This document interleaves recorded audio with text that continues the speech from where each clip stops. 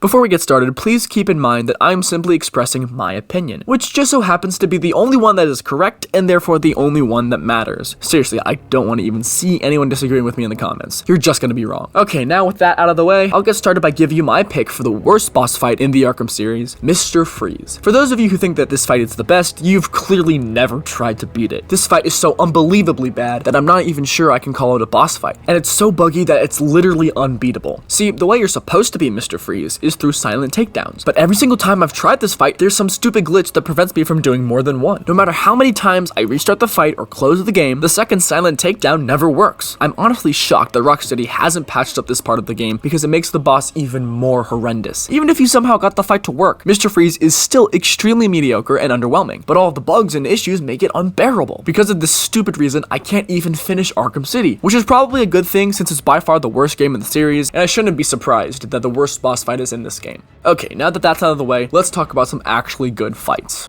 Number 5, Deadshot, Arkham City. While I could have easily swapped this out with Riddler from Arkham City or Bird from Arkham Origins, for me, Deadshot takes the number 5 spot because of its challenge. The fact that a single shot can kill you is a brilliant idea, and it uses this concept a lot better than the Scarecrow from Arkham Asylum, which had to rely on some stupid and confusing fear toxin shenanigans. This fight is pretty long and extremely challenging, as one mistake could end up being your last. The skills you have learned from playing this game culminate with one of the hardest takedowns in the series, and the game asks for almost perfect precision when having to press the Y button. The satisfaction of taking down the assassin after this intense and challenging duel is the perfect reward for finishing an incredible boss fight. So the fact that it's just number 5 is a bit of a surprise, but also shows how good the rest of the list is. Number 4, Penguin, Arkham City. Despite my earlier comments about City being the worst game, which by the way is still a fact, this game still manages to have some of the best boss fights in Arkham, and Penguin is the perfect example of this. And before you ask, no, I'm not talking about the fight in the museum or even with Grundy. That one still sucks. I'm of course talking about the first time you meet him at the beginning of the game. The camera movement is cinematic. The build-up puts you on the edge of your seat, and the fight itself, while a little bit shorter than Deadshot, makes up for its length by being even better somehow. It'll take you by surprise if you're not careful, and instead of dying and restarting the fight, you're forced to go through this challenge again and again and again until you are successful. You slowly get better after each failed attempt, and when you have earned your victory, the game gives it to you in dramatic fashion. Plus, the freedom to choose whether or not to spare Cobblepot after the fight is over really is the cherry on top. The only reason I put it over Deadshot is because this fight is a bit more difficult, but I keep changing my mind about where I rank these two, and it might be switched on any given day. Number 3, Deathstroke, Arkham Knight. It must have been extremely hard to make this fight when the character had such a lackluster encounter in the previous game, but man did the developers deliver. It takes the ideas from the Cloudburst fight, which very well could have been on this list, and makes it even better. The fight gives players exactly what they want, which is obviously the Batmobile and more Cobra tanks, and it concludes in an epic battle of precise aiming, dodging, and shooting, perfectly matching the Dark Knight's fighting style. And of course, the final takedown. Oh man, if you thought Deadshot and Penguin's takedowns were hard, this is by far the hardest one to execute in any video game. A perfect end to a near perfect fight. Number 2, Titan Joker. If the top boss fight didn't exist, there's no doubt in my mind that this fight would easily take number 1. After trudging through so much mediocrity, from Scarecrow to Poison Ivy to Killer Croc, man, that one was especially bad. The developers finally woke up and realized the only fights that players actually liked were the ones involving Titan. After this somewhat obvious realization, Rocksteady saved the best boss in Arkham Asylum for last, and it's the perfect way to finish this game. Joker's wild swipes and jabs are deadly, extremely hard to dodge, and take away a lot of health, especially on the harder difficulties. Then, in a sudden twist, Joker stops attacking and gives his goons a chance to fight, which is a genius strategy that only the Clown Prince of Crime could conjure up. During this intense battle, Joker will deliver the most deadly attacks in the whole game, from exploding presents to Joker teeth that track your location. And finally, showcasing the brilliance of Batman, the Dark Knight is somehow able to trick Joker into making him turn around so that he can pull Joker down with the Batclaw not once, not twice, but 3 times. Also, Joker has a mohawk, which is enough to make this fight top 10 on its own. The entire encounter is a stroke of genius, and there's no doubt it's one of the best, but there's still one fight left that's better than all of them. Number 1, the Electrocutioner. Is there anything that hasn't already been said? This is more than a fight, more than some obstacle in our way. This is an absolute triumph. The pinnacle of what can be achieved in the medium of video game, where story meets gameplay, where the spectacle is phenomenal, and the challenge feels so real. The natural progression of processing information, testing out attack strategies, and finding success in something that didn't seem possible. The satisfaction of defeating a villain that had so much build up and was such an important catalyst of the story is truly tremendous. This isn't just a masterclass of a video game boss fight. It is a unanimous member of the Gaming Hall of Fame whose legacy will live on far longer than the Caped Crusader himself. I can only try to put into words how phenomenal this fight is. So I'll close by saying if you don't know how amazing this fight is, please go experience it for yourself. If there's one boss fight that you absolutely have to try, it's this one, no question.